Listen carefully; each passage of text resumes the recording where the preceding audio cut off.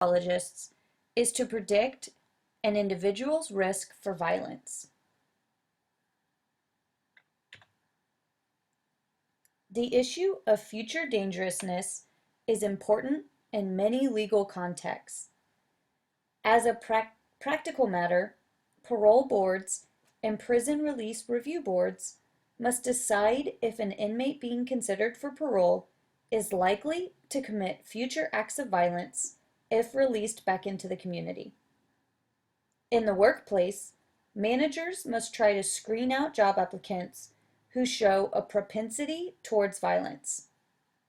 Human resource managers may even be asked to decide whether an employee who is acting strangely is likely to become violent on the job.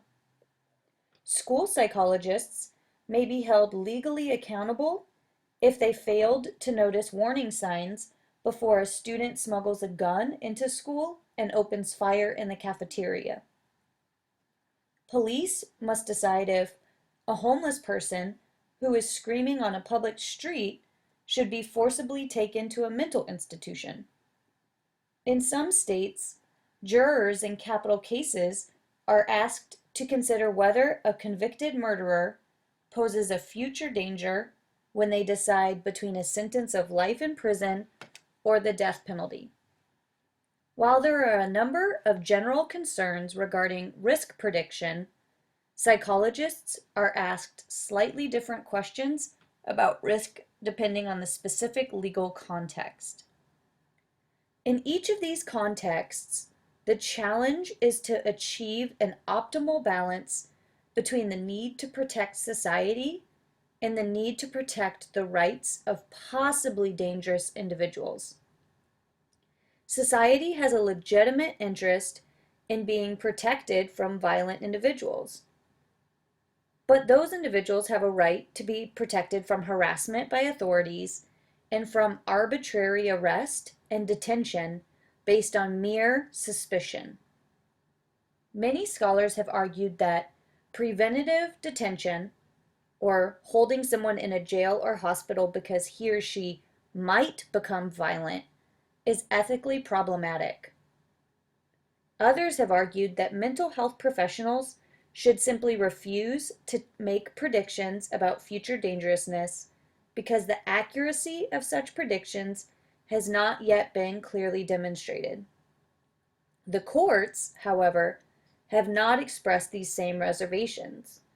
Courts have almost uniformly upheld the legitimacy of psychological experts offering testimony on individuals' future dangerousness, even when, 1, a substantial portion of their profession has suggested that they are not very good at making these predictions, and 2, the legal decision at issue determines whether a criminal defendant lives or dies. The legal profession's skepticism about the mental health profession's ability to predict dangerousness was highlighted in 2 cases, Barefoot v. Estelle and Boynton v. Barglass. In Barefoot v. Estelle in 1983, the Supreme Court stated that a mental health professional could address the issue of future dangerousness of a capital murder defendant at the sentencing portion of a trial. The APA filed an amicus brief in this case in which it noted that 2 out of 3 such predictions made by psychiatrists were eventually proven wrong. In Boynton v. Barglass in 1991, the court stated, when the duty sought to be imposed is dependent upon standards of the psychiatric profession, we're asked to embark upon a journey that, quote, will take us from the world of reality into the wonderland of clairvoyance, end quote.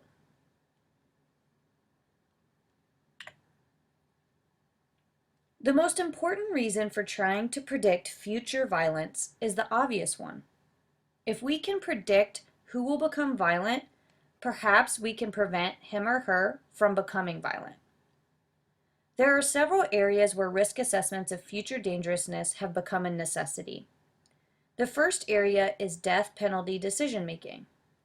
For a defendant to receive the death penalty in Texas or Oregon, a sentencing jury must find beyond a reasonable doubt that there is a probability that the defendant would commit criminal acts of violence that would constitute a continuing threat to society. As a result, expert testimony on the so-called future dangerousness standard is commonly provided by psychologists or psychiatrists.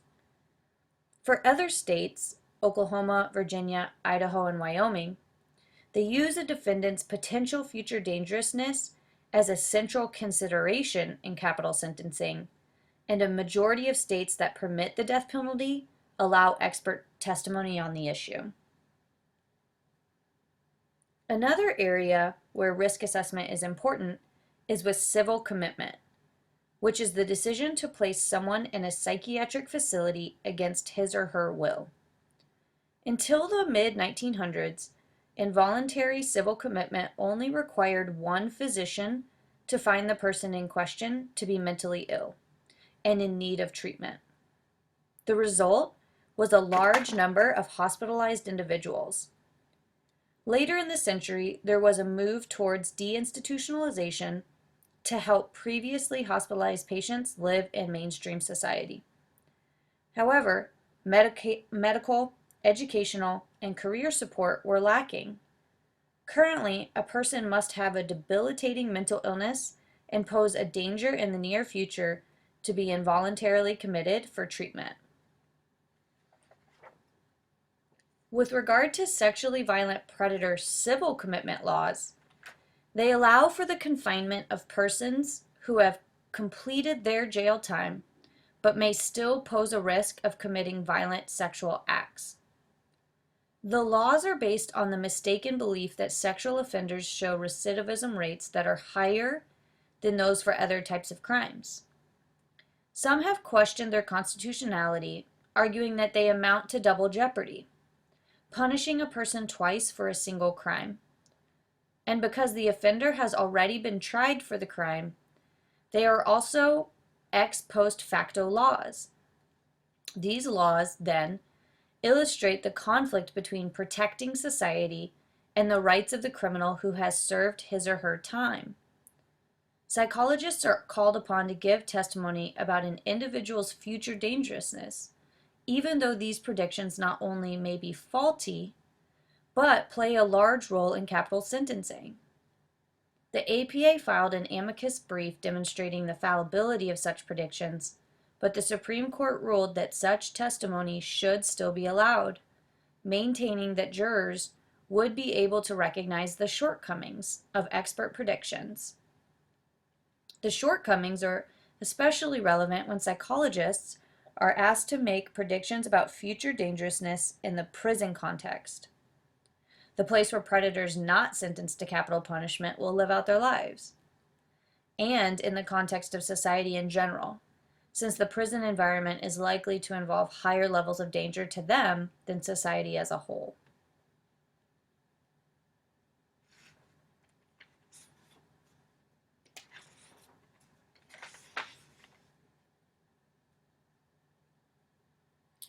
The traditional way of discussing and presenting research findings in the area of prediction is by referring to a 2x2 contingency table. The two rows of the table concern the prediction. Will the patient become violent or not? The two columns of the table concern the actual outcome. Did the person actually commit an act of violence at some later time? Of course, researchers have to wait to find out the answer to this question. If we cross the prediction with the outcome, there are four possibilities: 2 accurate and 2 inaccurate. If it was predicted that a person would become violent, and then that person does become violent, it is called a true positive. A true negative occurs when a person who is predicted not to become violent turns out not to be violent. The two forms of error are called either false positives, which are predictions of violence that do not come true, or false negatives, people predicted to be nonviolent who later become violent. True predictions are sometimes called hits, and false predictions are sometimes called misses. Most efforts to improve prediction have involved measuring a variety of factors known to be or suspected to be associated with individual violence. These factors are then correlated with actual violence in institutions, usually psychiatric hospitals or prisons, or in the community. The goal is to identify those factors that reliably predict later violence. Requiring mental health professionals or others to predict who is likely to become violent skips over the more basic question: are they able to do it well? Based on early research in the area, the answer to that question was a resounding no. Two major studies published during the 1970s revealed the difficulty of predicting violence, and both of these studies were summarized in the American Psychiatric Association research brief presented in Barefoot v. Estelle. The first study followed 98 inmates for 4 years, following their release from a hospital for the criminally insane. Although all 98 were considered dangerous, only 20 were later arrested, and only 7 of those 20 were arrested for a violent crime. That is, despite being considered dangerous, only 7.14% of the total sample later became violent. That is a staggering false positive rate of 92.8%. A few years later, as a result of Dixon v. Attorney General of the Commonwealth of Pennsylvania, this was 1971, more than 400 purportedly dangerous mentally ill offenders were released from a prison hospital. Researchers found that 3 years after their release, only 14.5% had been arrested or hospitalized for violent behavior. The surprising news from these and other studies was that so few people considered dangerous by the criminal justice system actually ended up committing violent crimes when set free into the community. Indeed, in virtually all of the early studies, errors in predicting violence were in the same false positive direction. The great majority of people predicted to become violent did not become violent.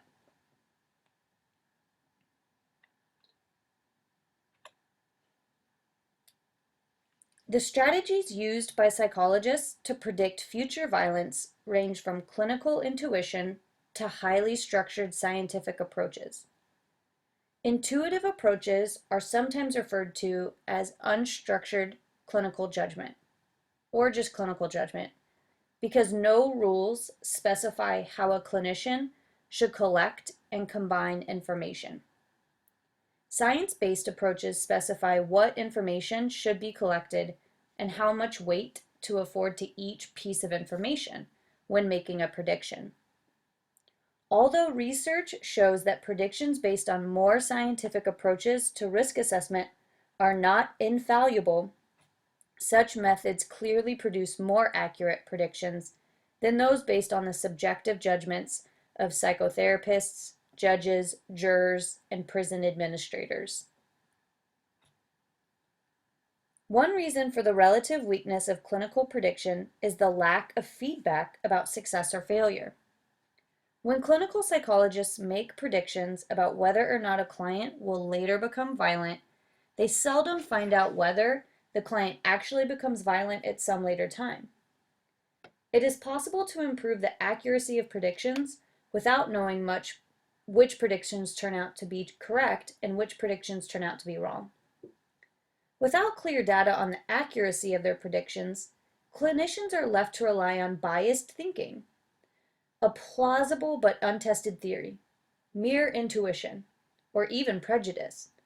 For example, a clinician might believe that individuals who commit particularly heinous crimes are more likely to reoffend, although in actuality, there may be no relationship between the brutality of a crime and whether an offender will commit future crimes. Mental health experts also tend to ignore base rate information in making their risk predictions. Base rate refers to the overall likelihood of an event or behavior in a given population. In this case, the base rate refers to the number of people in a particular population who actually become violent. If a psychologist, or a parole board, or a judge, or an attorney is asked to predict how many people out of 100 are likely to become violent, and only 10 later become violent, it will be exceedingly difficult to predict which 10 will actually be violent without misidentifying a significant number of nonviolent people as violent. In other words, if the base rate is low, that is, if the behavior is very infrequent, our ability to predict that behavior will be very limited. Also, because clinicians were often unaware of how rarely an offender was likely to reoffend, known as the base rate of reoffense, they were very prone to over-predicting violent behavior. Unfortunately, research shows that even when clinicians are made aware of base rates, they still tend to ignore them and over-predict the likelihood of violence. To some extent, the amazingly poor ability of mental health professionals to predict future violence was also an artifact of the research methods used. In many studies, researchers followed only inmates who had been released. But for obvious reasons, the most consistently violent people serving time in prisons and hospitals are never released into the community. Consequently, it was the people who were less likely to be violent who were released and then studied by researchers. Put differently, the people whose violence was easiest to predict were usually not included in research. The fact that these more violent inmates were not released or studied lowered the base rate of violence, and a lower base rate makes predictive accuracy harder to achieve. Finally, many of the early studies only focused on individuals' rearrest and/or reconviction for a violent offense. This narrow definition of what constituted a future violent act further lowered the base rates in the studies. In a series of books and articles, John Monahan and his colleagues proposed a series of methodological and statistical reforms that might improve the accuracy of predictions. A key consideration was the information used to predict violence. Researchers were urged to gather more data and more forms of data. They called for researchers to gather information about physiological factors, psychological factors, and personal history, as well as information about the situations the person might face after release from an institution. Just as predictors needed to be expanded and refined, so did measures of outcome. Measures of violent behavior needed to be more sensitive and inclusive. Researchers were urged to distinguish between types of violence, such as shoving or punching, or stabbing, or shooting. The targets of violence, whether it was against a spouse, a stranger, or a child, and the context in which violence occurs, whether it's at home or in public. Using only arrest records, as most early studies did, led to an underestimation of violent behavior because much violence is unreported or goes unnoticed by police.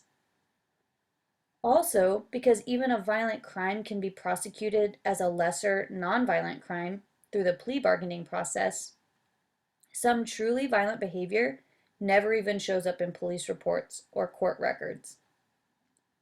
Additional data needed to be gathered from interviews with the people being studied and the people with whom they interact. In one study, estimates of violent behavior rose from 4.5% to 27.5% when such additional measures of violent behavior were added to the analysis. Later studies using more sophisticated methods found that mental health professionals were more accurate than first thought when making long-term predictions of violence, and even more accurate for some short-term predictions of dangerousness. Nevertheless, expert predictions of risk by mental health professionals need improvement.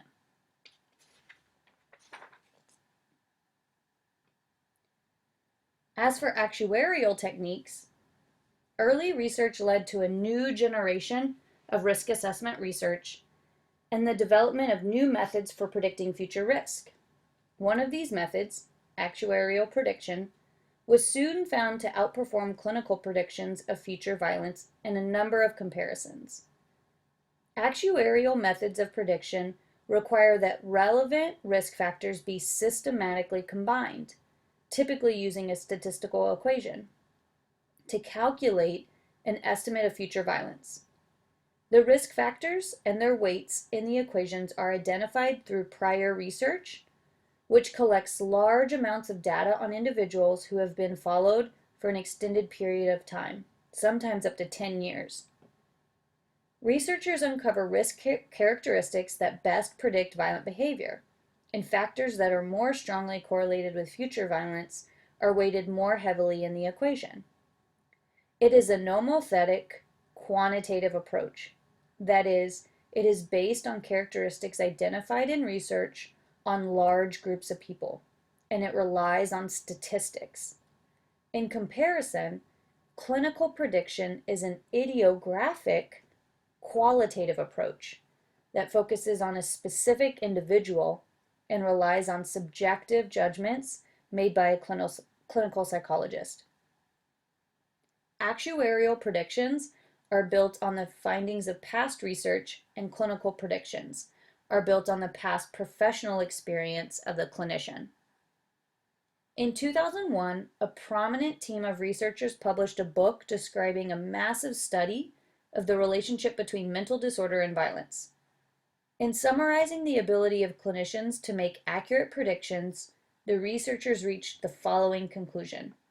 Quote, "It is no longer reasonable to expect clinicians unaided to be able to identify the variables that may be influenced for a particular person, integrate that information, and arrive at a valid estimate of the person's risk for violence.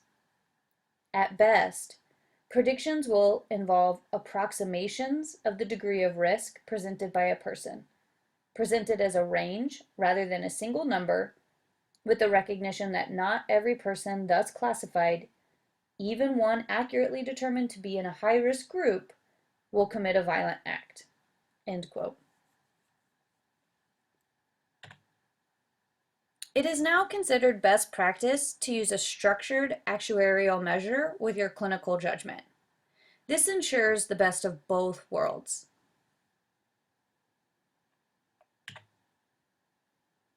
If you think for a few minutes, you can probably generate a long list of factors that might plausibly be related to future violent behavior. During the past few decades, researchers have sifted through mountains of data to find the best predictors of violence. A number of useful predictors have been identified. Several researchers have distinguished among three broad categories of risk factors, or markers, that are reliably associated with violent behavior. The first is historical or static markers. The second is dynamic markers. And the third are risk management markers. Historical markers. Most actuarial instruments fail to include a wide variety of risk factors in their equations. They rely almost exclusively on what are called static or historical factors. They are part of the person's history, or they cannot be changed through intervention. Markers in this category include past violent behavior, young age at first offense, early abuse of alcohol and/or other drugs, major mental disorder, psychopathy, early maladjustment at home or school, attempted or actual escapes from psychiatric facilities, and presence of a personality disorder. It is reasonable to focus on such factors because research suggests that the most useful risk predictors are historical. Past behavior is often the strongest predictor of future behavior. Being young, generally classified as under the age of 30, is associated with violent behavior, especially at-risk people whose first act of violence was committed at a young age. Consistent conflict or disturbance in personal relationships, for example, being abusive towards a spouse, or an inability to maintain lasting relationships, is another solid correlate of later violence. Childhood maladjustment also predicts future violence. It encompasses disturbed family relationships, such as being removed from parental care before age 16, being subjected to cruelty or physical abuse from caregivers, and failing at school or being expelled from school because of behavioral problems. A history of drug abuse may also be associated with violence because distressed people may use drugs to relieve their suffering, and because drug use may lower inhibitions against violence. The remaining factors in the historical category, personality disorder, major mental disorder, and psychopathy, all indicate impaired psychological functioning. Personality disorders include antisocial traits, while major mental disorders include schizophrenia, whose sufferers often operate under paranoid delusions that others are conspiring to do harm to them. Finally, psychopathy is a distinctive extreme form of antisocial disorder characterized by a lack of empathy for others and a lack of remorse for cruel or violent behavior. Dynamic markers. Dynamic predictors fluctuate over time. Moods, attitudes, and thought processes do not remain fixed over time and can be responsive to treatment. A major dynamic factor is lack of insight into oneself or others. People who become violent tend to have less awareness of their mental disorder and tend to lack awareness into the motives and behaviors of others. They also tend not to recognize their need for treatment. In an interesting series of studies illustrating one aspect of this lack of insight, researchers found that compared to typical adolescents, violent adolescents were much more likely to attribute hostile intent to others. Behaviors, such as facial expressions, statements, and gestures, that most people interpreted as neutral and non-threatening were viewed as hostile and provocative by violent adolescents. Other researchers have found that to justify their actions, violent youths often report that their victims, quote, brought it on themselves, end quote, deserved to be the targets of violence, or did not suffer greatly from being attacked. Not surprisingly, persistent, strong feelings of anger and hostility are consistently related to violent behavior. People who are physically aggressive tend to have more intense feelings of anger and hostility and tend to act impulsively on those feelings. Impulsivity and failure to respond to treatment are additional dynamic risk markers for violence.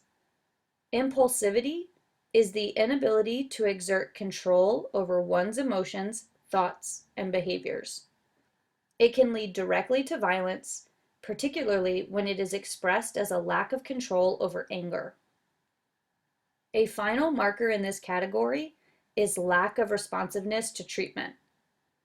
Some psychiatric patients may lack the ability to benefit from treatment, while others may not be motivated to change, and some may deteriorate after release from an institution.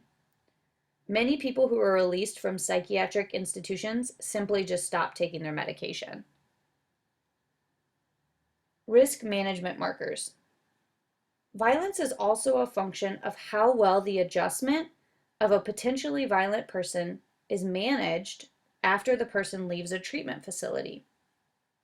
The general finding here is simple and logical. Stable, supportive post-release environments lower the risk for violence. To the degree that the person has adequate housing and is capable of managing basic necessities such as food and finances, the risk of violence is reduced.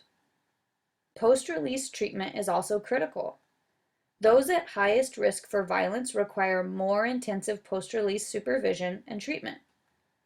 Treatment plans after release must address the specific needs of each person.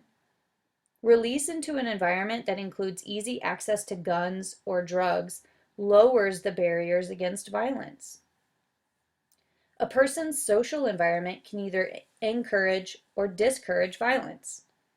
Antisocial peers may entice a released patient into violent behavior, while a supportive network of friends and relatives may keep violent tendencies in check. What appears to be critical is not the size of the social network, but whether the people in that network are kind, sympathetic, and skilled at dealing with the person at risk. The social network can harm as well as help. Disappointment with family members or frequent arguments may elevate the risk of violence. The general level of stress created by less than optimal living situations increases the likelihood of violence. So does failure to continue taking medication or failure to continue therapy. Finally, lack of availability of follow-up care in the community contributes strongly to all of these problems. Clearly, all three types of risk factors can influence the risk of future violence. Unfortunately, the vast majority of actuarial measures contain few, if any, dynamic or risk management markers. Reasons for the neglect of dynamic and risk management markers include: 1. They are more difficult to measure than historical risk factors. 2. They generally contribute less to accurate prediction than historical risk factors. 3. They are less well studied than historical factors. And 4. To be useful, they may require repeated measurements. Despite these difficulties, new instruments are now being developed and attempt to include both dynamic and risk management factors.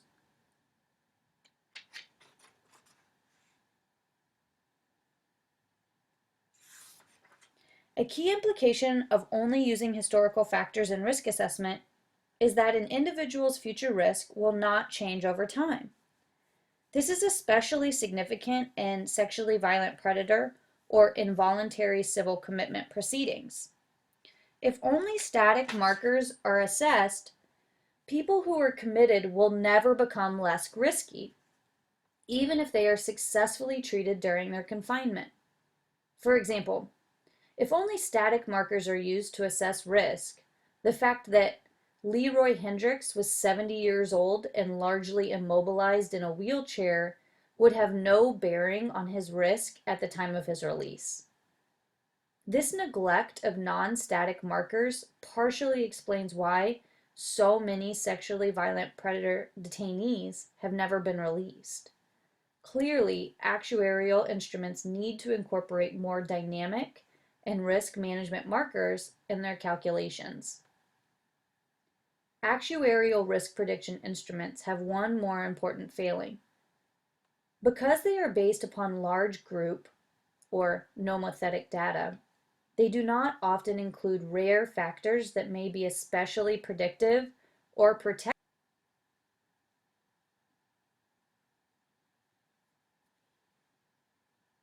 Actuarial risk prediction instruments have one more important failing.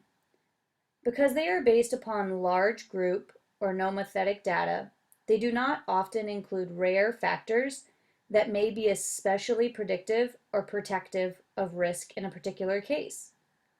For example, no actuarial instrument includes physical incapacitation, such as paraplegia or being the victim of a severe stroke or Alzheimer's disease, as a protective factor, even though people who are incapacitated usually cannot commit future acts of violence. Actuarial instruments simply overlook physical incapacitation because it occurs so rarely in the populations that the actuarial instruments were based on. Whether or not a clinician using an actuarial instrument should adjust his or her estimate of risk based on a rare factor is controversial. For example, if the best actuarial methods suggest that a particular person is very unlikely to become violent, but while talking to a clinical psychologist, the person threatens to kill his mother, should the psychologist not take that information into account? Scholars disagree. Some believe that actuarial instruments should never be adjusted because allowing clinical adjustment can infect the decision-making process with bias.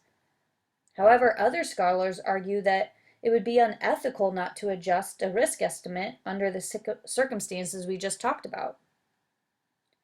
Finally, it can be argued that even though actuarial risk prediction judgments are better than unstructured clinical hunches, they are simply not sufficiently accurate to enable decisions about whether an individual should be sentenced to death or whether an individual should be confined indefinitely.